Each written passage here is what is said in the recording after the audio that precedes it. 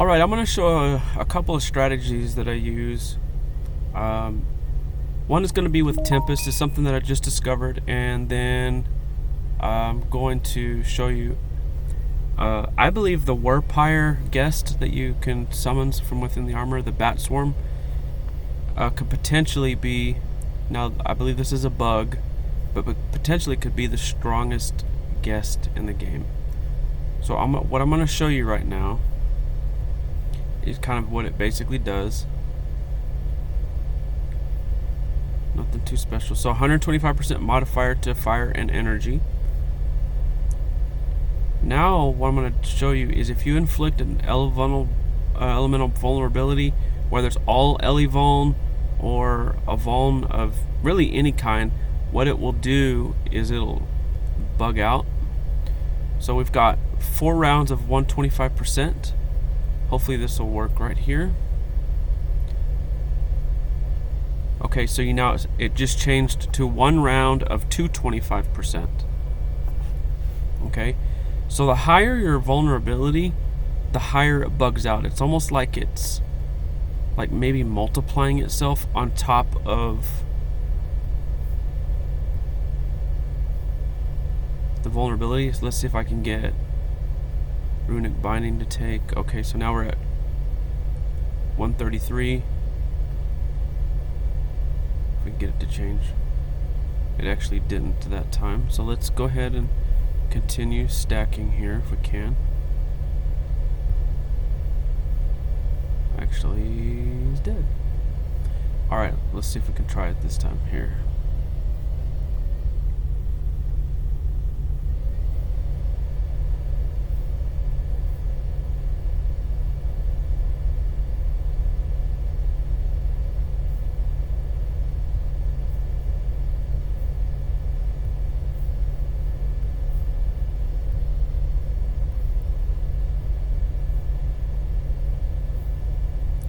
So we're at 137.61. Let's see if it'll change.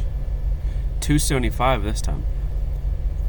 Now I have actually gotten it where maybe it didn't inflict this round, and I went ahead and went back with this guy here. So now we've got 275 and the 125. They're stacking on one another right now. Well, now we got 275 and 225. 275 and 225 is pretty darn high. That comes in extremely handy when you're trying to utilize effects that are based on damage, such as the heal from the meteoid jelly. So now I'm going to show you a couple things that I've started to do. So everyone knows the Tempest armor. They just changed it so that magic weapons are brought up to melee strength. It's going to be a help out for hybrids that want to wield magic weapons. But this is also going to help out beast mages that want to wield charisma weapons. This is the Havarti Blade, you'll see here. And for those of you unfamiliar with what it does, is it gives your pets and guests celerity. So what I like to do, a couple things. So you have the Troposhield here, which when you attack with earth, fire, or energy, which everyone knows the Tempest armor has the energy conversion. So now I'm able to get melee damage with an energy element switching weapon that gives charisma stats. And as you can see, and that's the other change that they made, is the special no longer changes to energy and gets the LA comp boost. So I'll take the trade-off. What I like to do is have the energy version of this guy here to replenish my SP so I can continuously get the celerity effect. So what I'm going to do here, go ahead and go here. So I'm using both of these together.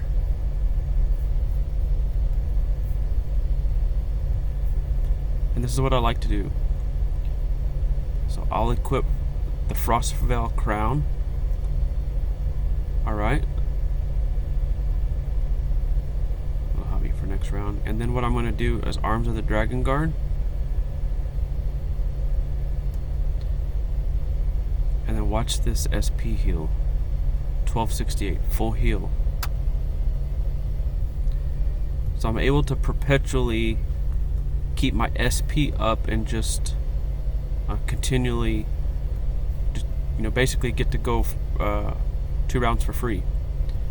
But if you've noticed with the Havarti Blade, watch what it does.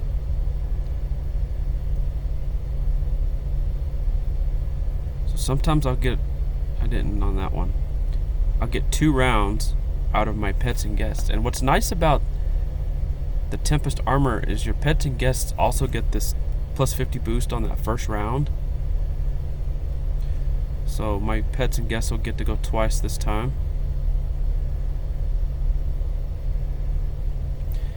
And even though I didn't really utilize the Lucky Strike thing here, still got alright looking little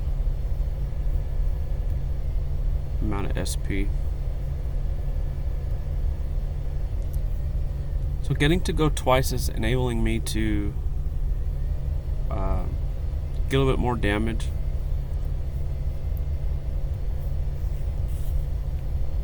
And obviously Prime Chaos Orb to make sure energy is where I need it.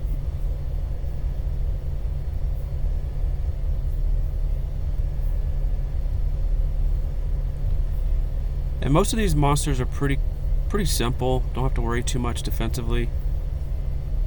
As you can see, it's pretty quick.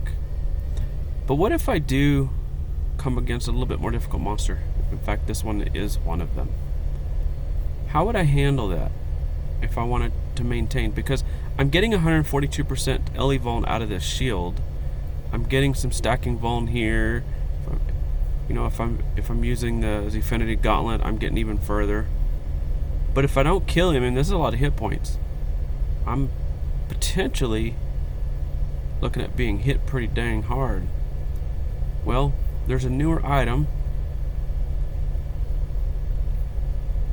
It's this shield here, Grinning Jack. I'm going to click it, eat some SP here.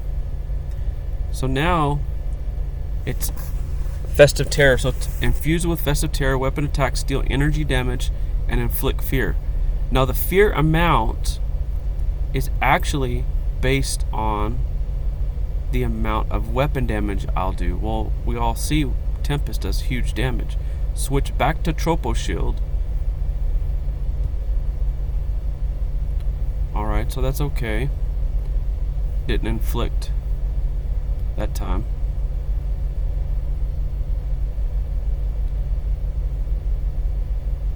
Which normally I do, but this demonstration. So, I'm getting hit decently hard there.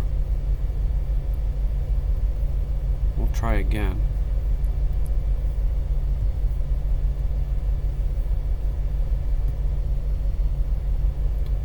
Alrighty, so now 4 rounds of 76.8.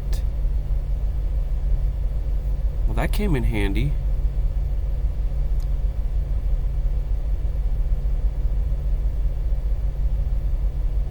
So this monster is a little bit tougher.